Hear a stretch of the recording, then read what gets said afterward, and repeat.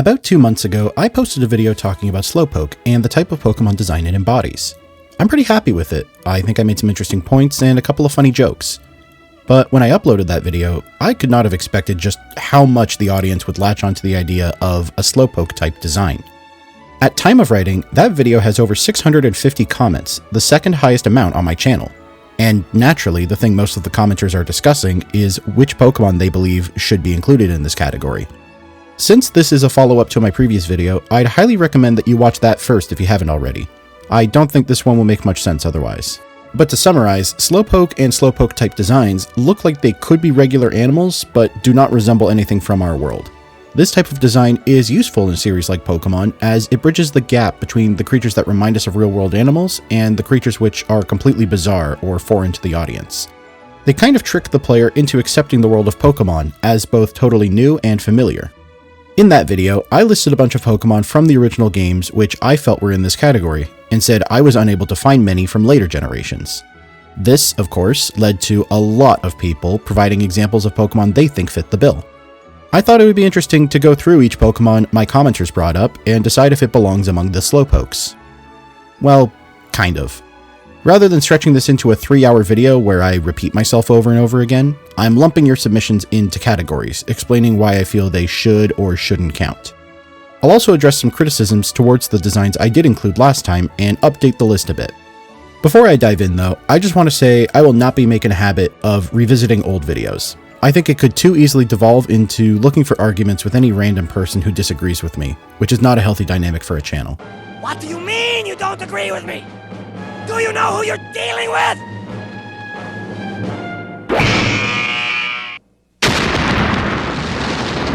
It just feels different this time since there was a lot of conversation around it, and I saw quite a few convincing points.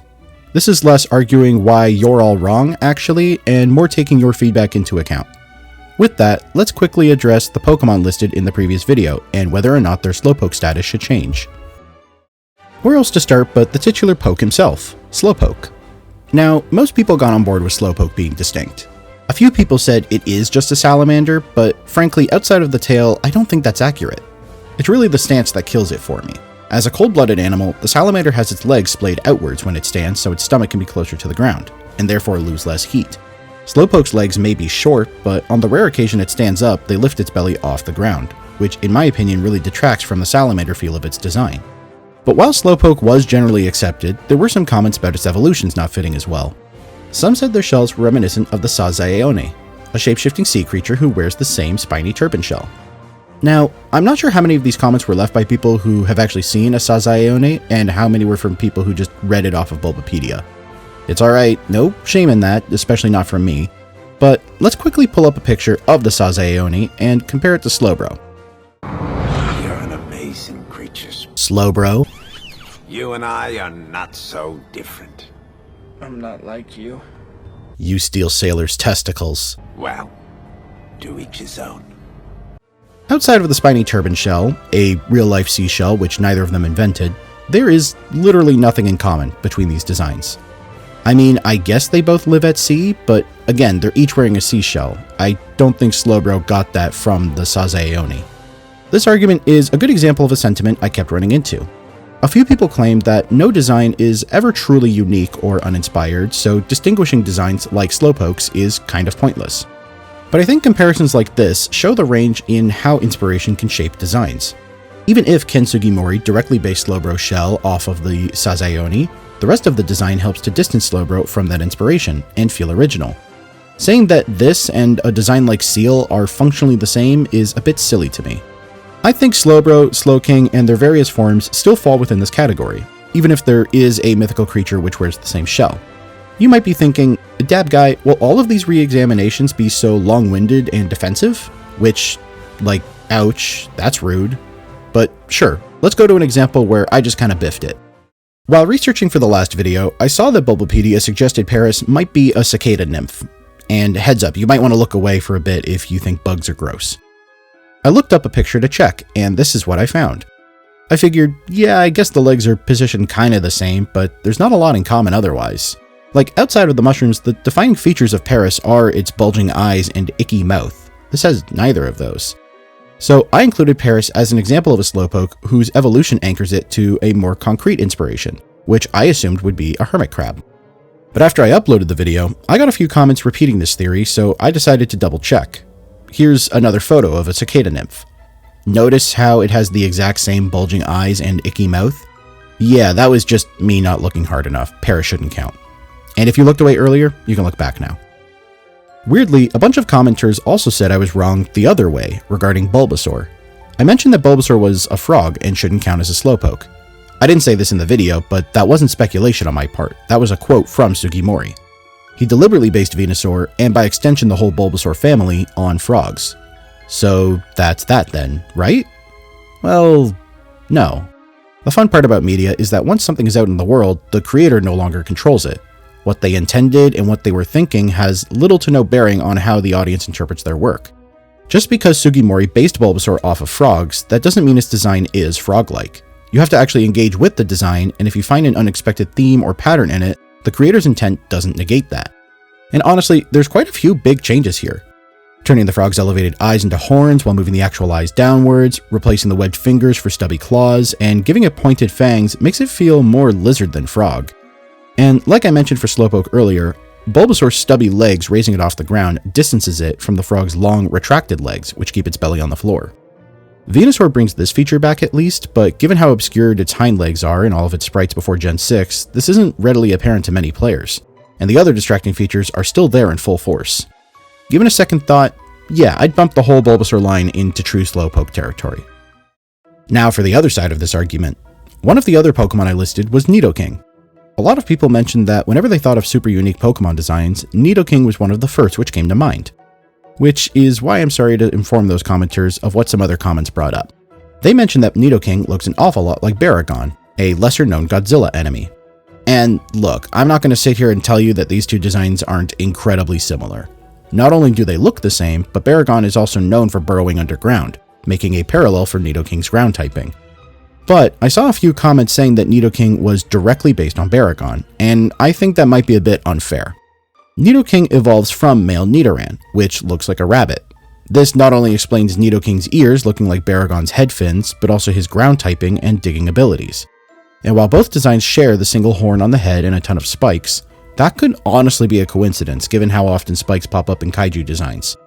There is reasonable doubt in my mind that this was straight up plagiarism.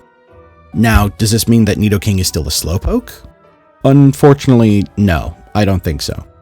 Just like how Bulbasaur's inspirations do not make it look like a frog, Nidoking's inspirations do not prevent it from looking like Baragon.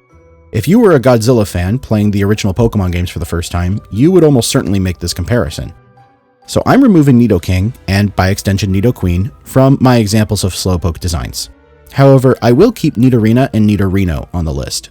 They get away from their pre-evolved forms, mouse and rabbit designs pretty significantly, while not yet incorporating so many of Baragon's features like their evolved forms do.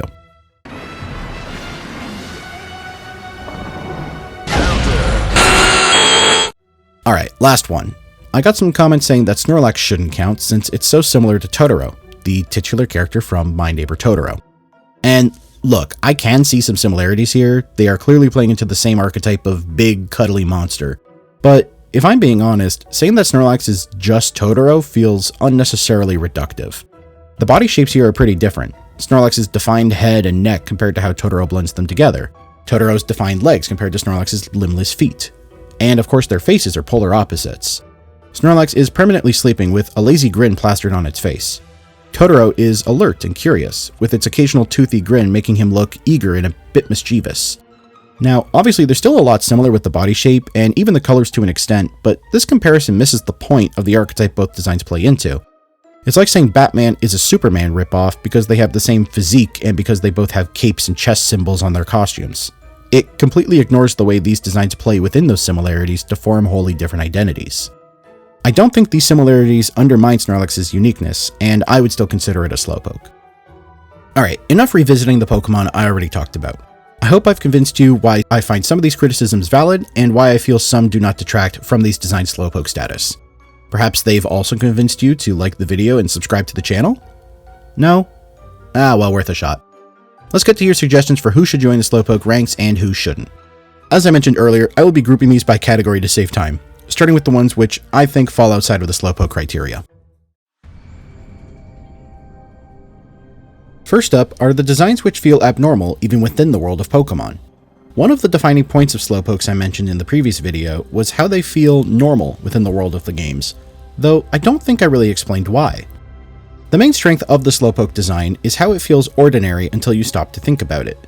You could go your entire life not questioning what the heck Slowpoke is and just accepting that this is a creature that exists here. This is what allows them to bridge the gap between the more direct animal designs and the designs which are totally removed from our world. You don't notice its weirdness until it's too late. But when a design puts its uniqueness front and center, it dominates that design's identity and makes this trick harder to pull off. For example, Porygon was brought up as a potential Slowpoke. While its bird features are incredibly vague even after it evolves into its high-def forms, that's not the first thing you notice about Porygon. No, the first thing that draws your attention is the fact it looks like a primitive 3D model. Porygon's whole identity centers around it being a digital life form made by scientists, and this prevents it from being just a normal part of the Pokemon world. It feels unnatural, even for Pokemon, and not really representative of the rest of the creatures within the region. So while it is unique, I feel it fails to accomplish what the true Slowpoke designs are good at. Two other designs in this category are Glimmet, which is heavily tied to the mystery of terastallization, and Rotom. While nowadays every trainer has a Rotom in their phone, when it first debuted it felt like a huge deal. You had to explore this mansion haunted not just by ghost Pokemon, but actual human ghosts wandering just far away enough that you can't speak to them. Eventually, you find a television crackling with static, and if you're playing at nighttime, Rotom jumps out at you and attacks. Once you catch it, you can't get another one. This is the one and only Rotom in the region. And even now that Rotom is just a regular Pokemon powering the player's devices, it's hard to ignore the presence it had for the first couple of generations it existed in. For some reason, this battle uses the Gen 4 Legendary Encounter music, making Rotom feel like a legendary Pokemon. While this wasn't the case, it definitely felt elevated beyond your everyday electric and even ghost type, and even the other once-a-game gift Pokemon like Eevee. This is a good point to mention a subgroup within this category, legendary Pokemon. While several of them have unique designs, they once again feel removed from the world of Pokemon. They aren't a normal part of it, even characters within the world are in awe of their existence. The legendaries I saw mentioned were Mew, the legendary beasts, Lugia, Celebi, the Lati twins, Groudon, Heatran, Cresselia, Manaphy, Victini, Terrakion, Yveltal, Volcanion, Type Null, Cosmog, Guzzlord, Stakataka, and Calyrex. I personally don't agree that all of these designs are really that unique, but even the designs closest to being Slowpokes are held back by their extraordinary status, in my opinion. Some recommendations definitely fulfilled the unique design requirement, and were not as out of place in the Pokemon world as the previous designs. However, they still end up feeling out of place, to me anyway, because of how heavily they rely on their elemental aspects. Sure, Rock'n'Rolla and its family don't look like any animal I've ever seen, but that's because it doesn't look like an animal at all. It looks like a rock. These don't trick the player into accepting them as a regular creature like Slowpokes do. Players will just think of them as sentient stones and move on. Some similarly element-based designs I saw mentioned were Tangela, Beldum, Swirlix, Carbink, Bergmite, Appleton, and Capsakid. Even if there's some odd animal-like features present, the fact that these designs are made of things like vines, diamonds, and cotton candy makes them feel like Pokemon's version of vines, diamonds, and cotton candy. The only one which I feel gets close is the Beldum line, and especially Metagross. However, it being a killer robot also boxes it in, and distances it from the Slowpoke category, in my opinion. One of my other caveats was that I don't believe humanoid Pokemon should count, given how our human brains recognize them differently from animals. That didn't stop a few people from suggesting humanoid Pokemon though. Some of them do get a little further away from being truly human-like, such as Indeedee looking like a satyr and Ceruledge being a suit of armor, but ultimately their design is so fundamentally humanoid I can't see them otherwise. The other humanoid designs I saw mentioned were Machop, Gardevoir, Pawniard, Tinkatink, and oh, me. None of these designs are as egregiously just a guy as stuff like Sock and Throw, but they still struggle to escape their humanoid molds. Pawniard is Blade Guy, Tinkatink is Hammer Guy, Alakazam is Kadabra Guy. Say that again? In all seriousness, Kadabra and Alakazam do have some interesting choices here, with their scrawny limbs and armored hides giving them an almost insectoid feel. I actually passed over them last time for their fox traits rather than their humanoid ones, but looking at them again, the proportions are still incredibly human-like compared to other bipedal Pokemon. And in case it wasn't obvious, I like most of the Pokemon listed here. I literally named my channel after one of them, but ultimately they don't feel as unique as the ones I'm counting as Slowpokes. Alright, here's something a bit more contentious. A point I saw quite a bit was that my picks seemed biased towards mammalian designs, and designs for birds, fish, and especially arthropods were going under the radar. I definitely agree that these categories got passed over a lot in the last video, but I would argue that this is less to do with my personal bias and more the way people at large think about animals. Just as an example, if I showed you guys 3 pictures of big cats and asked you which was the leopard, which was the panther, and which was the cougar, I feel like most of you could get all 3 without much thought. But if I then put up 3 pictures of birds and asked you which was the finch, which was the mockingbird, and which was the nightingale, a lot of you would be stumped. Not everyone, of course. I'm sure we got a couple of bird nerds watching, but my point is that people are less discerning about other animal species than they are with mammals. And this creates a problem when trying to apply the Slowpoke label to them. The real strength in the Slowpoke design is how players accept their familiar traits and fail to notice their unfamiliar ones. Like, Slowpoke looks just similar enough to existing animals that many players don't notice how bizarre it really is. But this doesn't work when many players just aren't familiar with the subtle differences between species of birds, fish, and bugs. Pokemon like Natu, Swablu, and Skarmory don't really look like any birds I can think of, but when most players are just going to write them off as bird, the impact is lost on them. This is something that I ran into when making the original video. At one point, I wanted to list Breloom as a Slowpoke. A lot of its design is evocative of dinosaurs without actually resembling any specific dinosaur. But while I could appreciate the differences there, I had to ask, would someone less familiar with dinosaurs recognize this?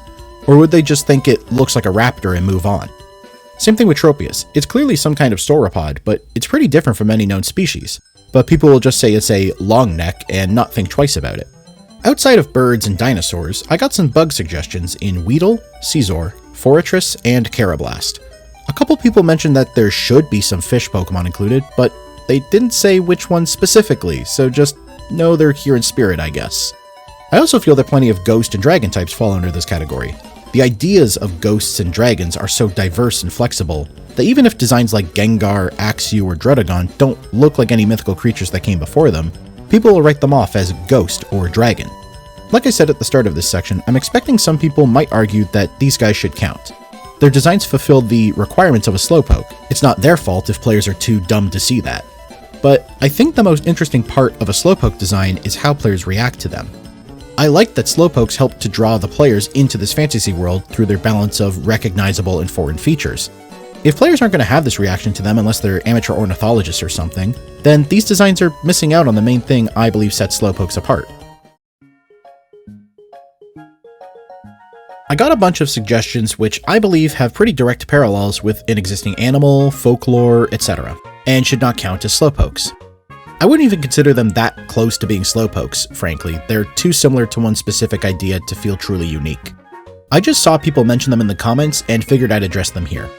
I'm not sure how to do this section other than just listing each one by one with what I'm comparing them to, so let's jump in. Lapras is a plesiosaur, if not explicitly the Loch Ness Monster. Cyndaquil is an echidna, which evolves into a badger. Sentret is a tanuki, a creature from Japanese myth with a big belly and a raccoon's tail, not to be confused with the real-life Japanese raccoon dog, also called tanuki. Marill and its pre-evolution Azurill are mice, with Azumarill being a rabbit. Quagsire is a giant salamander. Misdreavus is a banshee. Sneasel is a kamitachi, a creature from Japanese myth resembling a weasel, with sickle claws which rides on cold air currents. Smeargle is a beagle. Slackoth is a sloth, though slacking is definitely more like a gorilla. Mawile is a Furakuchi Onna, a creature from Japanese myth which resembles a woman with a monstrous mouth on the back of her head. Carvana is a piranha which evolves into a shark. Melodic is a sea serpent, a mythical ocean creature which appears in many cultures' folklore. Kricketune is a cricket. Lucario is a jackal, and also resembles the Egyptian god Anubis. Scraggy is a lizard. Zorua is a fox, and its shape-shifting powers are like those of the fox-like Kitsune. Mienshao is a stoat. Dino is a hydra. Greninja is a frog. Heliolisk is a basking lizard. Drampa resembles Chinese dragons in general, but especially the Zulong, a dragon with the face of an old man. Toxtricity is a newt. Duraludon is a skyscraper, specifically the Shard, the tallest building in the United Kingdom. Shroodle is a shrew, which evolves into an ii, and Satitan is a whale. That's the bulk of the suggestions in this category, but there's a few more which I felt warranted special discussion. First, there's a collection of designs which could be argued don't resemble any real animals. Plusle, Minun, Pommy, and Mimikyu. Technically, Pommy and its line are named after marmots, but frankly I don't see much of a resemblance. However, you may have noticed that all of these are part of the fan category known as Pika clones, Pokemon deliberately designed to look like Pikachu. And yeah, I don't think these can count as Slowpokes when their whole gimmick is looking like another Pokemon. It really overshadows anything else these designs try to do. Next up is Psyduck. I had a lot of people take issue with me calling her a duck in the last video. Some felt she belonged in the Slowpoke category, while others said she's actually a platypus, since she has arms instead of wings and a non-feathered tail. However, that seems more to do with her evolved form Golduck having an explicit connection to kappas, river spirits from Japanese myth. So I'd say she's a duck mixed with a kappa, and since she has a pretty direct parallel, she's not a Slowpoke. I saw a few people bring up Diglett, and I definitely see the vision here. While the Pokedex categorizes him as the mole Pokemon, he has so few mole features he doesn't feel all that mole-like. Diglett more takes on the role of a mole in the Pokemon ecosystem, rather than evoke moles directly. But while he doesn't look much like a real mole, he looks quite a bit like a whack-a-mole, or at least the most pared-down version of it. This is something the series has leaned into, with trading cards like this Farfetch showing her whacking these Diglett with her leek, and even the Evolution Dugtrio being a collection of moles to whack, like how whack-a-mole boards need multiple identical targets. You could even read a bit of whack-a-mole inspiration in his gameplay, where Diglett will likely faint to any single hit, but you need to be quick to hit him before he burrows underground, or, given his attack stat, buries you first. Similarly, Wobbuffet being designed to sponge hits and retaliate with a powerful counterattack makes it feel less like a distinct creature and more like Pokemon's take on a punching bag. This is especially apparent in Smash Bros., where it bounces back and forth when hit, like one of those inflatable clowns with the weighted base. Once again, I really like this take on an object Pokemon design. The object's influence is clearly present in the design, but the Pokemon doesn't just look like that object. Hell, I'm sure many fans would hesitate to call Wobbuffet an object Pokemon, the cowards. On a related note, I'd argue why not is a voodoo doll, taking damage which it then passes along to someone else, in this case the attacker. Lastly is Dunsparce, which frankly baffles me that it got this many suggestions. Sure, it was likely based off of the Tsuchinoko, a mythical creature which resembles a viper with a fat body, but guys, I don't think you need to know Japanese folklore to clock this one. It's a snake. Sure, it's a bit squat and has some extra stuff tacked on, but it's just a snake. My friend Parker mentioned it when I was planning the last video too, but frankly, I don't. Hi, what are you doing in here? I'm trying to record real quick. Oh my god. A fucking snake! You stupid bitch! Yes, because that's a fucking snake. Look at it. It has a little stinger on the bottom. It has a big bulbous bottom. It has fucking wings. Yes, all things found on every fucking snake. Oh, snakes all the time have little buzzers and shit. Yes, you're right. It's not a bug. My mistake. After careful consideration, I have decided of my own volition to add Dunsparce to the Slowpoke category. Moreover, I propose we rename the Slowpokes to the Dunsparces to reflect how Dunsparce is the pinnacle of this type of design. And on an unrelated note, I want all of you to go to Parker's channel, Parker Hall Writing, and subscribe so you don't miss any of her amazing videos. She doesn't make Pokemon videos, but if she did, they would be better than mine. Good job. Can I leave the dungeon now? No. Oh. Right. Getting back to what I was saying, these Pokemon, other than Dunsparce, are too similar to existing things to really count as Slowpokes. There's a wide range here of how close they are to making the cut. I'm pretty sure some of these comments were just from little kids who wanted their favorite Pokemon included. But now we get to the good part, the ones that actually count. First up are the ones which count by themselves, but have members in their evolution lines which don't. I'm sure plenty of you recognize that I called out Kadabra and Alakazam earlier as being too humanoid, but conveniently left out Abra.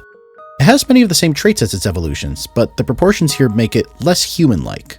For example, Abra's torso is only divided by the color scheme, whereas its evolutions have more pronounced chests, which push them closer to being human. It also hasn't fully formed its fox features, making it less obvious what it's going for. I discounted the whole line when making the previous video, but going back to it, I think Abra would fit by itself. The other anchored Slowpokes, as I called them last time, that I saw suggested are Igglybuff and Jigglypuff, who evolve into the Japanese moon rabbit, Chikorita, who evolves into a sauropod, Ampharos, who evolves from sheep, Jumpluff, who evolves from cats, Larvitar and Pupitar, who evolve into Godzilla, Spritzy, who evolves into a woman in a poofy dress, and Bellybolt, who evolves from a tadpole. Like the Pokemon I mentioned in the previous video, each of these could work as Slowpokes if they existed separately from their families, but as it stands, they end up getting tied to their family's comparisons. Sure, Bellybolt doesn't look like any frog I've ever seen, but if you evolve from a tadpole, I'm going to assume you're a frog. Alright, now let's move on to the ones I feel truly embody the Slowpoke category. In total, I found 3 suggestions which I would say are unambiguously Slowpokes. I'll go through each of them in the order they appear in the series. First up is Togepi. I considered Togepi when planning out the last video, but I thought she might be too pixie-like to count. But going back to it now, I think she gets away from that pretty well, with how heavily she's tied to the whole Pokemon egg mechanic. Her evolutions are interesting too. Togetic almost looks like a cherub with her tiny body and wings, but she retains some animal weirdness in her spindly neck and spiky head. And then Togekiss manages to get way more airborne without falling into bird territory. Her head blending into her kite-like wings makes her look more like a fighter jet than a bird. But she still feels natural, with those wispy cloud shapes and little feet for perching. Overall, I think these 3 are excellent Slowpokes, and worthy of joining their ranks. Next is Gulpin. There's not a lot to dig into with Gulpin, and that's honestly a point in his favor here. His design is centered around the stomach and how much he eats, and it seems he's removed anything else that would get in the way. Gulpin takes a lot of shape language from the traditional slime monsters found in a lot of fantasy settings, but he separates himself from that group by being totally solid. He's squishy and flexible, but he's not caught between a liquid and a solid like slimes are. Gulpin really seems to be little more than a sentient stomach, but between the feather on his head and his little hands, there's enough there to make him feel less like an organ and more like an organism. There are tons of designs in many different media franchises that are little more than a round shape with a few appendages, but in my opinion, Gulpin and Swalot do a good job of making themselves unique. I'd count them among the Slowpokes, frankly. The final inclusion is also from Hoenn, this time being Spinda. I didn't even consider this one last time. Its spots in its name clearly makes it a panda, I thought. However, that's just its translated name. Bulbapedia suggests its Japanese name, Pacheel, likely stems from the words patch, referring to its spots, and reel, referring to its dizziness.